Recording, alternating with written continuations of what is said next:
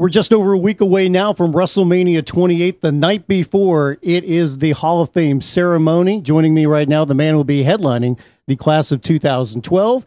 He is Edge. Thanks for the time, man. How's everything going? Going great. Thanks for having me. It's been nice. Last couple of weeks, I've had nothing to do, so it's been kind of good. When was the last time somebody referred to you as Sexton Hardcastle? You'd be surprised. Sexton made quite an impact, considering he never made it on TV. When would be the last time, though? I think my college buddies are always going to call me that, so there's always a Sexton reference at some point. How do you go from being Sexton Hardcastle to Edge? It's right. I know. Here's the thing. If it were up to me, I would have been Sexton Hardcastle or just Adam Copeland when I came in, which is probably a good thing I wasn't, because it might have been career suicide.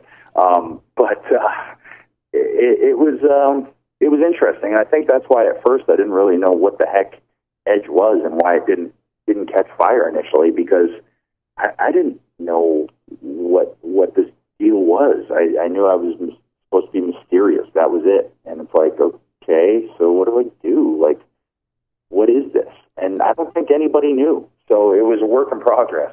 Whereas with Sexton, I would have just come out and tried to be a complete ladies' man and dance horribly and be completely cheesy, which is not far off of how I really am.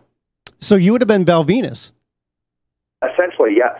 And the thing is Val and I were coming in at the same time, and when they said, "Oh yeah, we want Val to be this," I was like, "No! Oh gosh, that's what I'm doing right now," you know.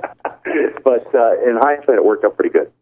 As somebody that grew up loving the wrestling business, dreamt of being in it, dreamt of being going into the WWE. Take me back to that day when you got the call that WWE wanted to sign you. Well, there was a bit of, there was some time put into it at this point. I've been in contact with him. I'd been out to Brett's to train with him. And in the meantime, still working. By the time I got signed, I was about 5, almost 6 years into my career. So I knew that I was making headway. I had a match in Hamilton on a house show for them, and everybody, was complimentary, and I kept in contact. So I'd been in contact, and that was a year before I got signed. So I just kept trying to, ply my trade and cut my teeth and get out there. And I was in a small reservation in, it was right on the border of Manitoba and Ontario. I don't remember which province, but it was called Cat Lake. And we're talking the middle of nowhere, like one phone on the reservation, and it was the sheriff's office, which was in a trailer. So promoter Tony Cadello, he says, "Hey, WWE's on the phone for you." I was like, "What?" So we go, and Carl DeMarco, who was the head of the Canadian office at the time, said, "Oh, they got a developmental contract waiting for you down in Stamford. You got a flight booked as soon as your tour is done." I was like, "Whoa, all right, here we go. It's on now." So it was, I'll never forget it. And the fact that, Tony, who really helped all of us out at the beginning of our career by giving us experience, I'm happy that he was there that day standing beside me when I got the news. You've been retired now for about a year. What's the biggest thing you miss from not being on the road, not being a regular part of WWE on a day-to-day basis? Honestly, I don't miss anything about the road. If there's things I miss, it would be the camaraderie of some of the guys, being able to see, Kane, every week, or Christian every week, or Ziggler, guys that I'm good friends with and rode with. I miss that. I don't miss the travel. I don't miss being constantly exhausted, constantly sore, and feeling like a zombie. I don't miss that at all. I wake up now, my body doesn't hurt. I'll have some neck days here and there, but the rest of me feels great. So I get out and I'll mountain bike 35 miles, and it's like I wouldn't have had the energy to do that when I was working. And so I don't miss much. I miss the guys, and I miss that feeling of the crowd reaction when you have a good match. But beyond that, not a whole lot. You've talked about, if you hadn't been forced to retire due to the injury, that this would have been your last year in wrestling. Had you started to map out what you wanted to do in that last year and maybe who your last match would have been against? Kind of. If I wanted to try and build it to, Christian and I at a WrestleMania, and if it was possible, but it looked like if I had stuck around that it would have happened before that. I think we would have got to him and I during this year. I was kind of hoping that this would be the last year or last Mania. And then, kind of gauge it from there. If I felt like I had another year left in me, sign for another year because my contract's up this month. So I thought, okay, well, I'll sit down at this year's WrestleMania, see where I'm at. But if I could have built to where it was Christian and I at this year's WrestleMania, then I don't think there would have been any other way to go. It's like, why bother so that I can, just do another year to work a match that won't mean as much to me, in the final match kind of thing. But I had been mentally preparing for it, kind of, knew or assumed that it would be this year, that's all. So it wasn't that hard to come to terms and grips with.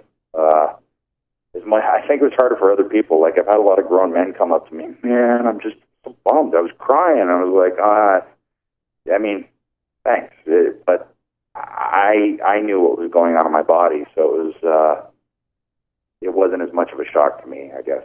What do you think you would have done if you had never become a WWE superstar? I have no idea, because there was never any other option. I never thought of anything else. I really didn't. I mean, if you go back to my other interests, I guess somehow I would have maybe got involved in music in some way, or tried to get good at something enough to be able to do it. But I don't know. I was so focused and single-minded on the idea of making it, and you couldn't tell me I wasn't going to. So I never looked at any other avenue or possibility. The only reason I went to school for radio broadcasting, and that was the main reason, because I thought it could help me with my promos, and secondly, that, if at 22 or something I broke my neck to the point where I couldn't do it, then I had something. But that was the only reason for that. With WrestleMania coming up here, obviously the biggest match they're building to, or one of them, is John Cena against The Rock. As a wrestling fan, what's your thoughts about the build up to that match so far? I think I've really enjoyed it. I like the promos. I like the fact that you can tell they don't like each other. I also like the fact that you have a match that's a year in the making. And especially with nowadays schedule and the amount of TV programming that we have, for them to be able to do a match a year out and not touch nowadays is mind-blowing. And I think people have lost respect, like, that aspect of it. It's like, everybody goes, back in the day, programs, they lasted longer and they didn't get blown off so quick. Well, yeah, but there wasn't,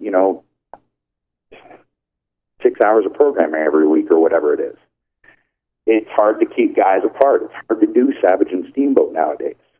Back when I was a kid growing up, you had wrestling superstars, or 1 hour on a Saturday, 11 till 12 or 12 till 1. It was easy to keep guys apart. Not anymore. It's changed. So the fact that they've been able to do this year-long program without touching is astounding to me. And the fact that, if Rock comes back next year, who knows? They could go again next year, and then you essentially have a 3-year program with 2 matches. That's amazing. And there's always going to be people that will complain, they haven't touched this, that, or the other, but then they'll complain if they blow it off too quick. So it's like, you just got to sit back and enjoy this and take it for what it is, because it hasn't actually been done before.